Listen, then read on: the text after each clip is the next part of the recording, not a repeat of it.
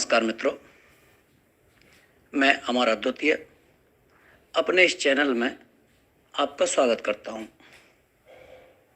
मित्रों, हम सदैव ही आपके जीवन से जुड़े हुए प्रसंग और मुद्दों पर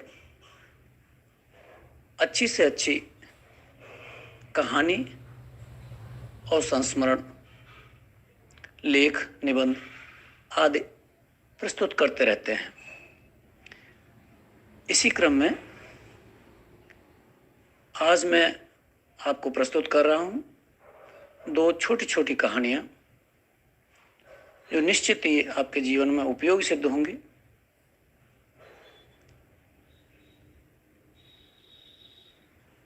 पहली कहानी का शीर्षक है, हमें भगवान की कृपा से ही सब मिलता है।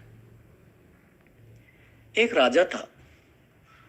वह जब पूजा के लिए मंदिर जाता तो अक्सर मंदिर के द्वार पर दाएं और बाएं दो भिखारी बैठे दिखाई देते। उसने गौर किया कि दाईं ओर वाला भिखारी अक्सर कहता था, हे भगवान, तूने राजा को बहुत कुछ दिया है, मुझे भी दे दे। बाईं ओर वाला कहता, हे राजा, भगवान ने तुझे बहुत कुछ दिया है, मुझे भी कुछ दे दे। दाईं ओर वाला भिखारी बाईं ओर वाले से कहता, भगवान से मांग, निसंदेह वही सबसे अच्छा सुनने वाला है। इस पर बाईं ओर वाला भिखारी जवाब देता, चुप कर मूर्ख। एक बार राजा ने अपने मंत्री को बुलाया और कहा कि मंदिर में दाईं तरफ जो भिखारी बैठता है वह हमेशा भगवान से मांगता है, तो निसंदेह भगवान उसकी जरूर सुनेगा। लेकिन जो बाईं तरफ बैठता है वह हमेशा मुझसे विनती करता है। तो तुम ऐसा करो कि कल एक बड़े से बर्तन में खीर भर के उसमें कुछ अशर्फियां डाल दो और वह उसको दे आना। अगले दिन मंत्री ने ऐसा ही किया। अब वह भिखारी मजे से खीर खाते खाते दूसरे भिखारी को चिढ़ाता हुआ बोला, बड़ा आया, भगवान देगा। देखा, यह देख, राजा से मांगा तो तुरंत दे दिया, मिल गई ना खीर।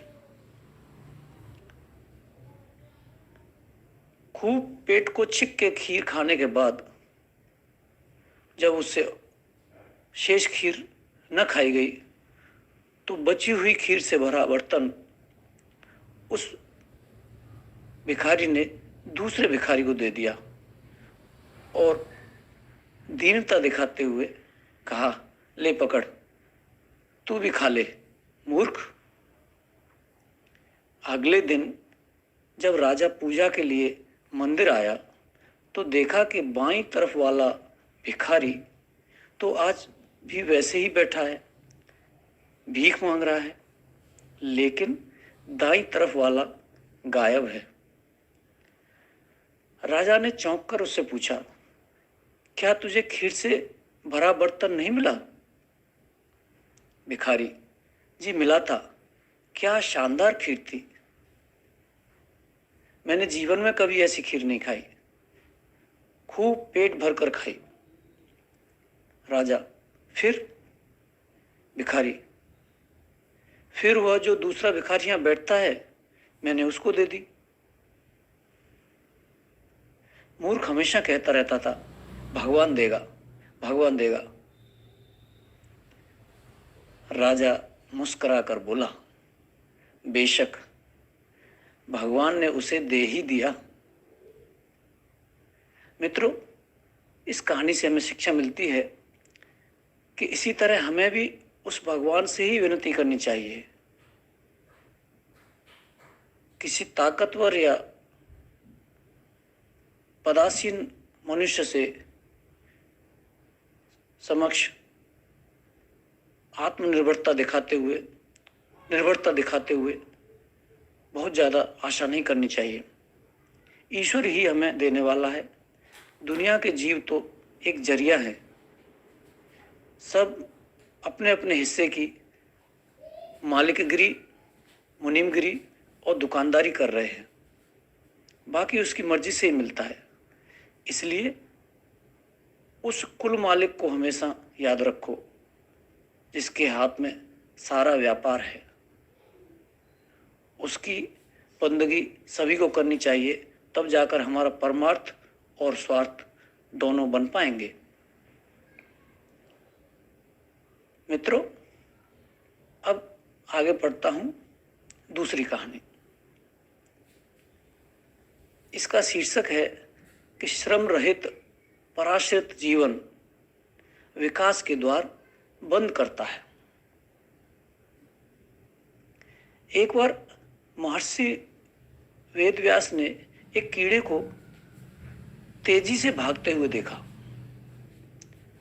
उन्होंने उससे पूछा, हे क्षुद्र जंतु, तुम इतनी तेजी से कहां जा रहे हो? उनके प्रश्न ने कीड़े को चोट पहुंचाई और वह बोला, हे महर्षि, आप तो इतने ज्ञानी हैं। यहां क्षुद्र कौन है और महान कौन?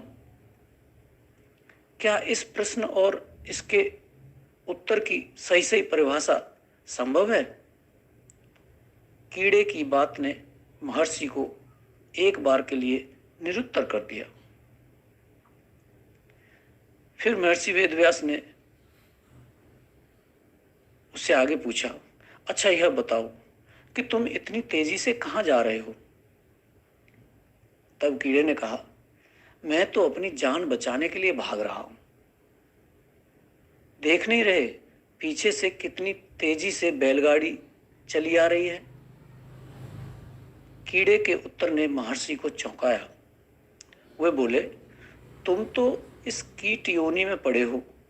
यदि मर भी गए तो तुम्हें दूसरा और बेहतर शरीर मिलेगा। ऐसा क्यों नहीं सोचते? इस पर कीड़ा बोला, महर्षि, मैं तो इस कीट योनि में रहकर कीड़े का आचरण कर रहा हूं। मुझमें उतनी ही बुद्धि है, परंतु ऐसे प्राणी असंख्य हैं जिन्हें विधाता ने शरीर तो मनुष्य का दिया है, पर वे मुझसे भी गया गुजरा आचरण कर रहे हैं। मैं तो अधिक ज्ञान नहीं पा सकता, उसकी सीमा है, पर मानव तो श्रेष्ठ शरीरधारी है।